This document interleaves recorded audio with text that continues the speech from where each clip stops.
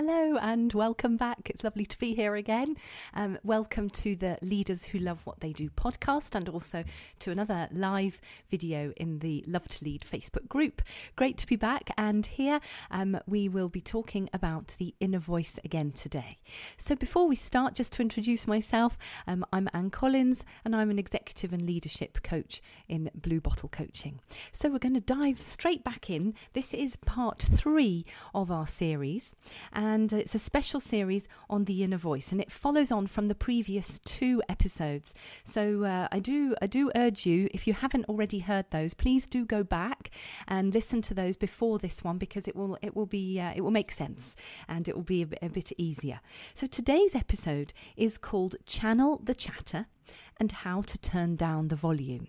So in the first 2 episodes, we talked about the gift of the inner voice. And yes, it can be noisy and chatty and annoying, but it can also be our greatest help. It can be our greatest fan, our encourager, our thinking partner, our creative partner, our confidence booster, and really the inspiration that we need to step out of our comfort zone.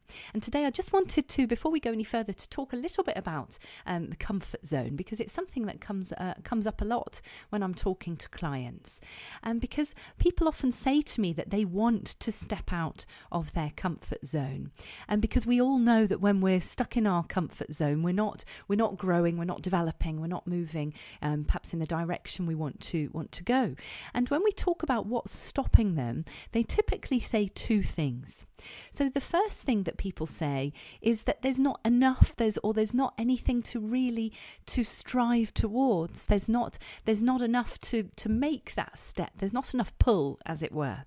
And then the second reason that people give is, in a sense, the other side of it is that the action is scary. So staying in the comfort zone is more comfortable because the alternative of taking action is scary. So those 2 things are really interesting, and I think we need to also think about those in relation to our inner voice, because often the inner voice has a big role to play. Now, what's the problem with staying in our comfort zone? Well, staying in the comfort zone is actually not comfortable. That's the irony of it, because we know that we're missing out on opportunities. We know that we're not only missing out on the opportunities that are immediately ahead of us, but maybe also we're missing out on the opportunities that are going to come from doing that. So we're missing out, and for many people that can lead to feeling that they have regrets later on, that they hadn't tried something, they hadn't followed what they really wanted to do. So why is this important? Well, as I just said, because the inner voice is really playing a part. The inner voice is trying to protect us, in fact, and in a way to keep us in that comfort zone, because that's the known part, isn't it? The comfort zone, in fact, I'd kind of like to change the word. The comfort zone is what we know. If we stay in that zone where we know what is happening, we know what today is going to bring, pretty much. If we stay in that comfort zone, we're kind of protected from that unknown, and from stepping into someone else's unknown, maybe if we're joining forces or whatever that might be. So today we're going to really think about how to really tame that inner voice, and I'm hoping that you then might find it interesting to think back about the comfort zone aspect of it. So one of the reasons why people do stay in their comfort zone, that first reason, because there isn't enough pull. There isn't enough pull because people don't always know what they want.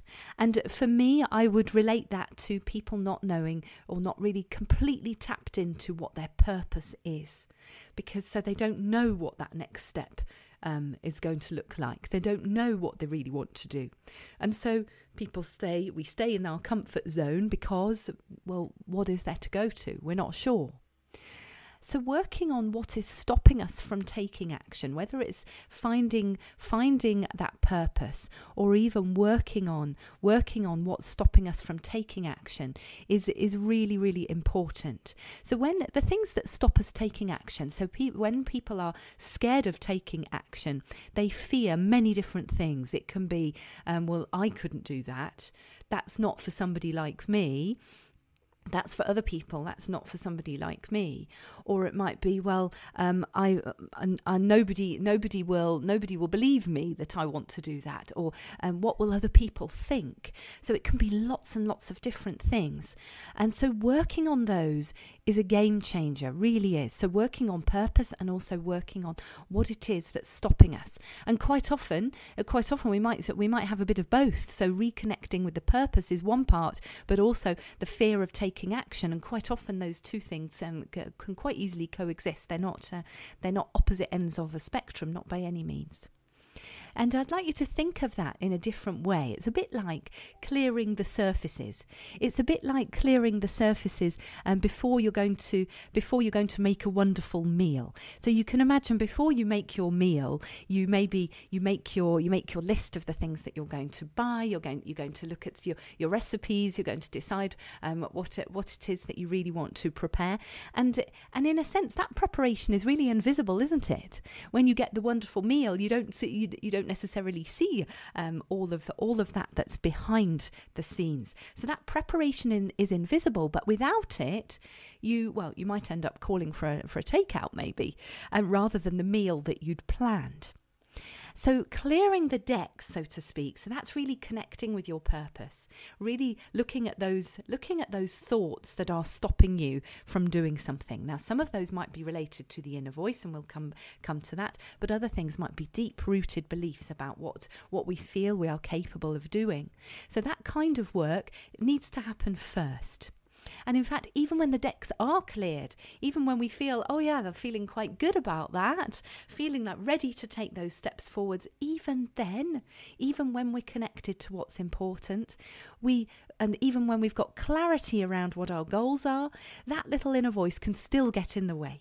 So today, that's what we're really thinking about. We're taking it to the next level in a sense. I'm going to be giving you a technique, but I'd also like you to put it more in the context of what needs to come beforehand, what preparation needs to be done. So Ethan Kross's book that I referenced in the last couple of episodes, I'm going to be continuing to use his work. It's so good, and I will put the reference in the show notes and also in the comments below.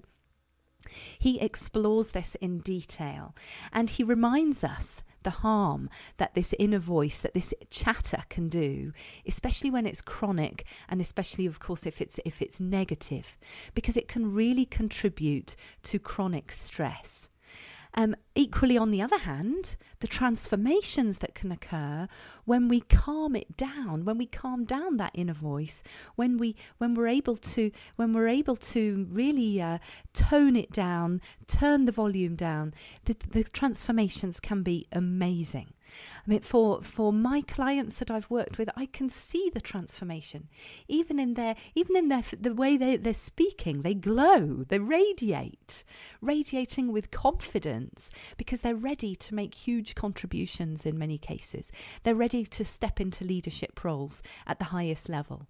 And often that is related. They're all interrelated, all of these things. But calming down that inner voice and really being able to use it is really important. So the number one strategy that Kross describes, and he goes into a lot of detail, and I really recommend looking at the book if you have the time. His number one strategy is all about creating distance. Now, I'm going to just go into that in a little bit more detail. And what he means by that is that we need to become the fly on the wall when we're in a difficult situation, when we've got an inner voice that's not being helpful, that's kind of in our ears and going on and on and on and not helping us to move forward. So if we become the fly on the wall, in a sense, we start to look at the situation, to look at ourselves, and we start to create a really quite a big distance between us, how we're feeling, and also from that position of being the fly on the wall. So what I want you to do is I want you to imagine that you take a photo of yourself, and in a situation where there's a problem, that can be any kind of problem. So you take a photo of that. So you take a photo of yourself. So already you're distancing yourself. And then what I want you to do is I want you to imagine that you take that photo very close up.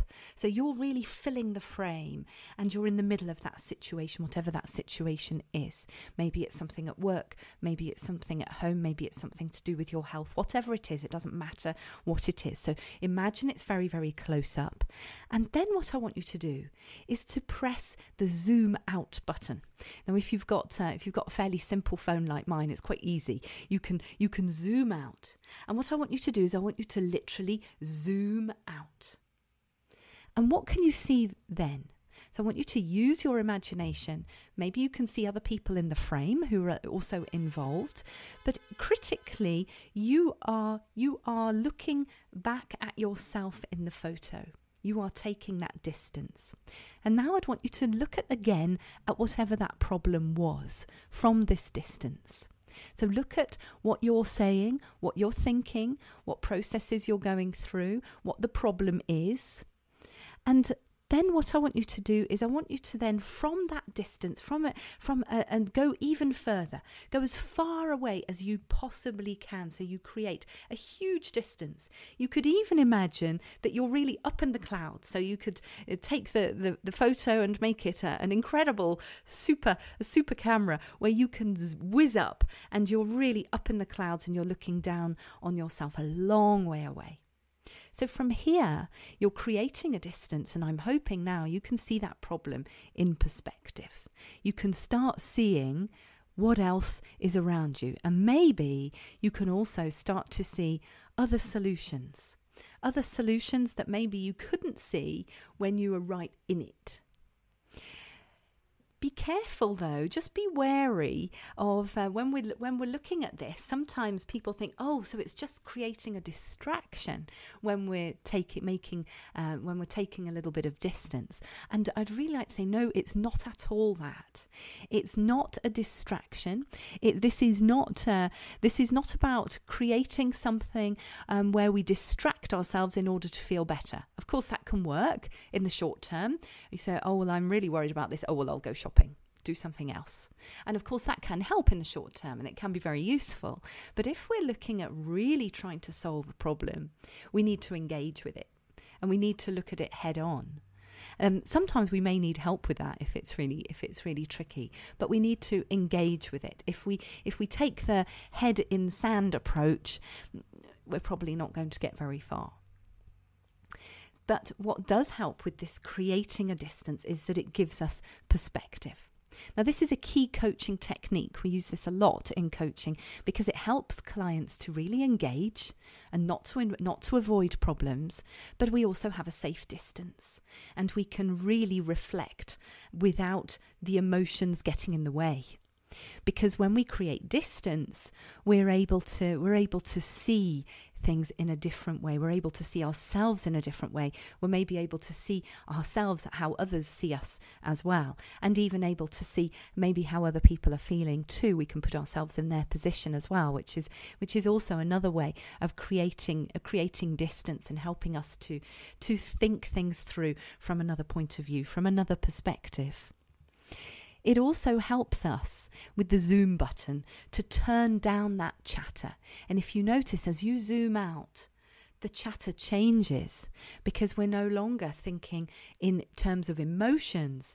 We can start analysing and start being curious. And so the chatter automatically, it reduces in volume. And it probably changes as well. And we'll look at that in the next episode when we're going to look at how to actually change the record is in the next episode. I think the most powerful part of this technique, well, in fact, there are a few things. The first thing is it's really easy to do, really easy. And you can do it wherever you are. You don't even need a piece of paper. You don't need a pen, nothing. All you need is a bit of imagination and maybe just a little bit of quiet time, but even not that much. So starting to just use that technique and just try it with small things, try it with big things, anything, any problem where you feel you can hear that inner voice really getting in the way. Yeah, maybe just try it. So there's a very interesting study by Philippe Verdun, who's in the University of Leuven in Belgium, and he's referenced by Cross. So that's in the book there. I think it's in chapter 4. And he and his colleagues did some research into the use of this kind of technique. And what he found was very interesting, because what they found was that distancing in this way helps to shorten and dampen a negative mood, which is of course great news. But also, distancing from positive situations reduce the feeling of joy and happiness. Now, that obviously is not so good. So there is another element to this, and this is where, in a sense, the idea of living in the present, enjoying the now, in a sense, it's all part of this, because what we want to do is, in a positive situation, we want to be really immersed in it. We want to really absorb all of that, feed that inner voice with all those great feelings. But when there's a negative situation, a negative problem, we want to be able to distance ourselves so that we can work out the solutions, so we can calm down that negative inner voice. So I think that's a very interesting part of it. So to conclude, I would like to ask you this week to experiment with the zooming out button. And I'd love to know how you get on with that. And equally about the immersing in a positive situation. I think that comes generally more easily to people. But try just being aware of that, being aware of that, and especially the zooming out and looking back and seeing what that changes for you. Maybe it doesn't change very much, but what does it change in the way you're feeling, in the way that you're thinking, and is it helping to generate some maybe some other options of what might be possible. I think it's quite an interesting technique also to try with children if you're a parent, if they're of an age where they could do that. So trying to help them to just have perspective, and that's what it is all about, really. Trying to get perspective when things are difficult, getting perspective on a problem. Being a fly on the wall is maybe a good place to start with children. I don't know. We might have to come up with a different metaphor, but I think it's an interesting one. Okay, so I would just like to remind you that there are a couple of things coming up. So firstly, if at the beginning of this episode, when I was talking about connecting with your purpose and working on beliefs that are holding you back, if that resonates with you, we have got a great training coming up that is free, a 5-day workshop at the end of August. It's going to be on Zoom, so it's really interactive. So do sign up if you would like to join us for that. And if you can't come to the sessions, that's no problem. It's all available on a replay in the podcast. So you are very, very welcome. So do start signing up. There are people who have already signed up. So reserve your place. And the places are limited because on Zoom it's quite nice not to have too many. It's great to be able to actually have a good bit of interaction with everybody. So if you would like to come to that, do sign up. So I would like to leave you with that there. The next episode is coming up next week, and that is going to be the second part of this. So do tune in for that then. Thanks very much. Have a good day. Goodbye.